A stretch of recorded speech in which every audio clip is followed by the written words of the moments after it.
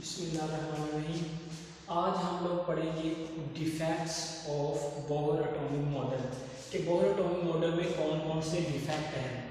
सबसे पहला जो डिफेक्ट है बोहर एटॉमिक मॉडल में वो ये है कि इसने एक इलेक्ट्रॉन सिस्टम को डिस्कस किया था। भाई कोई भी स्पेक्ट्रम बना ना, इसने सिर्फ एक इलेक्ट्रॉन से जो स्पेक्ट्रम बनता है सिर्फ उसके ओरिजिन को डिस्कस किया है। जो पॉली इलेक्ट्रॉन सिस्टम है उसको इसने डिस्कस नहीं किया। पॉली इलेक्ट्रॉन मतलब जिसमें 2 इलेक्ट्रॉन है उसके स्पेक्ट्रम को भी इसने डिस्कस नहीं किया, जिसमें 3, 4, 5 उसके स्पेक्ट्रम को डिस्कस नहीं किया। तो बोहर का सबसे पहला डिफेक्ट ये है, he was explain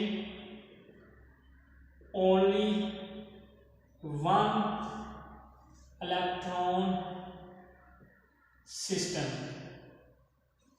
but was not explained the spectrum of poly electron system। Bohr model ने सिर्फ 1 इलेक्ट्रॉन सिस्टम के स्पेक्ट्रम को डिस्कस किया था, लेकिन पॉली इलेक्ट्रॉन सिस्टम के स्पेक्ट्रम को इसने डिस्कस नहीं किया। फॉर एग्जाम्पल छोटी सी मिसाल लेता हूं, इसने हाइड्रोजन स्पेक्ट्रम को बहुत अच्छी तरह से एक्सप्लेन किया है कि हाइड्रोजन स्पेक्ट्रम में लाइमन सीरीज कैसे आती है, बाल्मर सीरीज कैसे आती है, पासन सीरीज, ब्रैकेट सीरीज और Pfund series. Hydrogen spectrum origin of hydrogen spectrum इसने बहुत अच्छी तरह एक्सप्लेन किया है। क्यों? क्योंकि इसमें सिर्फ एक ही इलेक्ट्रॉन है। ऐसे जैसे कि मैं एक और मिसाल लेता हूँ, जैसे कि मेरे पास है हीलियम। अब हीलियम में होते हैं 2 इलेक्ट्रॉन, तो इसने बोहर ने हीलियम के स्पेक्ट्रम को डिस्कस नहीं किया। इसी तरह बात की जाए तो लिथियम की, तो लिथियम में 3 इलेक्ट्रॉन होते हैं। अगर बेरिलियम की बात की जाए तो इसमें 4 इलेक्ट्रॉन होते हैं। सो जो बोहर था इसने सिर्फ 1 इलेक्ट्रॉन सिस्टम को सिर्फ उसको डिस्कस किया था जिनमें एक इलेक्ट्रॉन था, उसके स्पेक्ट्रम को डिस्कस किया था।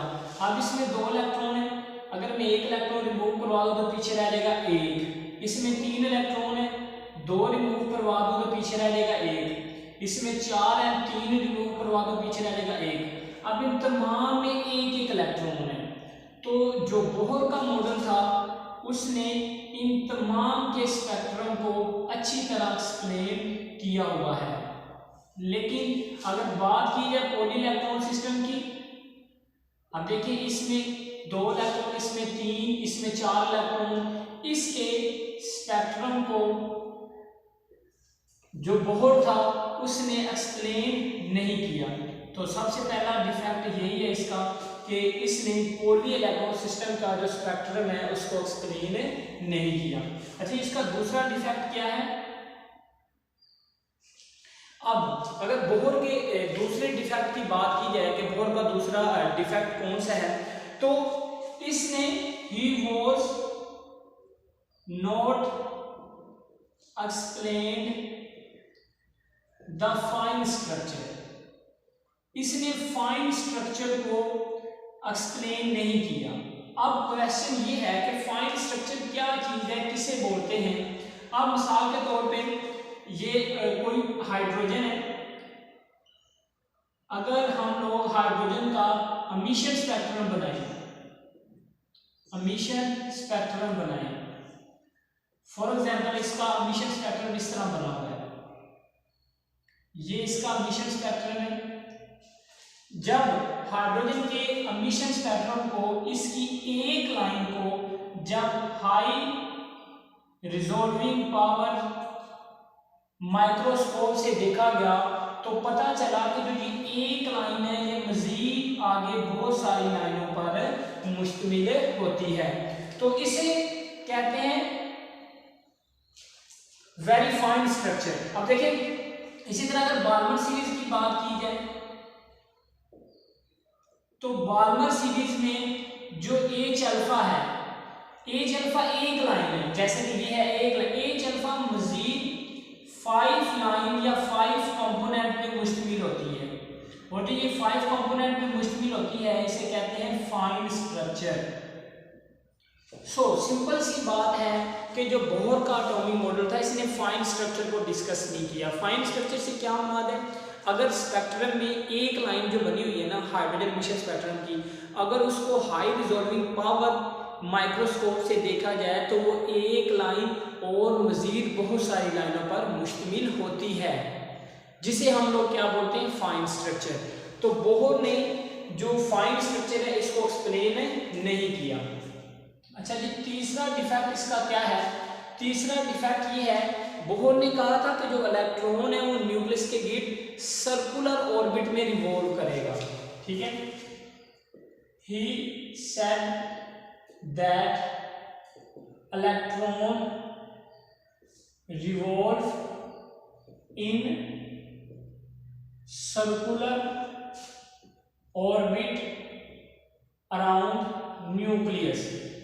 इसने कहा कि जो इलेक्ट्रॉन है ये न्यूक्लियस के गिर्द सर्कुलर ऑर्बिट में रिवॉल्व करता है, लेकिन ये जो इसका आइडिया था ये भी गलत है। क्यों आइडिया गलत है, क्योंकि एक साइंटिस्ट बाद में है जिसका नाम है समरफोल्ड। इसने कहा 1915 में, इसने कहा कि जो इलेक्ट्रॉन है वो सर्कुलर ऑर्बिट में नहीं बल्कि वो एलिप्टिक ऑर्बिट की शक्ल में रिवॉल्व करता है।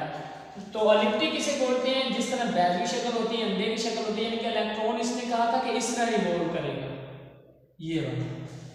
तो समरफील्ड ने कहा कि जो इलेक्ट्रॉन है वो सर्कुलर ऑर्बिट में नहीं बल्कि एलिप्टिक ऑर्बिट में रिमूव करेगा। और यहाँ पे एलिप्टिक ऑर्बिट से मुराद ये भी कह सकते हैं कि वो 3 डायमेंशन में मूव करेगा। तो अगर इसको देखा जाए, अगर हम कहेंगे वो सर्कुलर ऑर्बिट में रिवॉल्व करता है तो यहाँ पे आता है 1 डायमेंशन, यानी कि एक ही प्लेन में।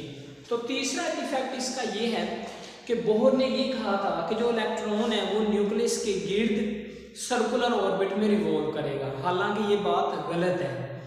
इलेक्ट्रॉन जो है वो सर्कुलर ऑर्बिट में नहीं बल्कि एलिप्टिक ऑर्बिट में रिवॉल्व करता है 3 डायमेंशन में। इसके बाद आया था इसका चौथा डिफेक्ट। चौथे डिफेक्ट में क्या है, he was not explained the Zeeman and Stark effect। तो इसने जीमैन और स्टार्क इफेक्ट को भी एक्सप्लेन नहीं किया। अब जीमैन और स्टार्क इफेक्ट क्या है, मैं यहाँ पे एग्जांपल देता हूँ। फॉर एग्जांपल हम लोगों ने हाइड्रोजन का लाइन स्पेक्ट्रम लिया, ये है हाइड्रोजन का लाइन स्पेक्ट्रम। अब ये इसमें एक लाइन है फॉर एग्जांपल, या इसमें जो काफी सारी लाइनें, ठीक है, तो इसमें से हम लोगों ने एक लाइन को ले लिया। अब इस एक लाइन को रख दिया मैग्नेटिक फील्ड में, इधर नॉर्थ पोल और इधर साउथ पोल। जब इस एक लाइन को मैग्नेटिक फील्ड में रखा गया तो ये एक लाइन मजीद और बहुत सारी लाइनों पर मुश्तमिल थी, और इस इफेक्ट को बोलते हैं जीमैन इफेक्ट। तो इसको भी बोहर ने डिस्कस नहीं किया। बोहर ने तो ये कहा कि लाइन स्पेक्ट्रम बनता है, उसने ये नहीं कहा था कि जो एक लाइन वो मजीद और लाइनों पर मुश्तमिल होती है। तो इसने कहा कि अगर आप लोग एक लाइन के अराउंड अगर मैग्नेटिक फील्ड रख देंगे तो एक लाइन बहुत सारी लाइनों पर मुश्तमिल होती है, जिसे बोलते हैं जीमैन इफेक्ट। इसी तरह अगर इस एक लाइन को इलेक्ट्रिक फील्ड के अराउंड रख दिए, फॉर एग्जाम्पल इधर नेगेटिव है और इधर पॉजिटिव है, अगर इस एक लाइन को इलेक्ट्रिक फील्ड में रख दिया जाए तो फिर भी ये जाहिर करती है कि एक लाइन बहुत सारी लाइनों पर मुश्तमिल होती है, जिसे बोलते हैं स्टार्क इफेक्ट।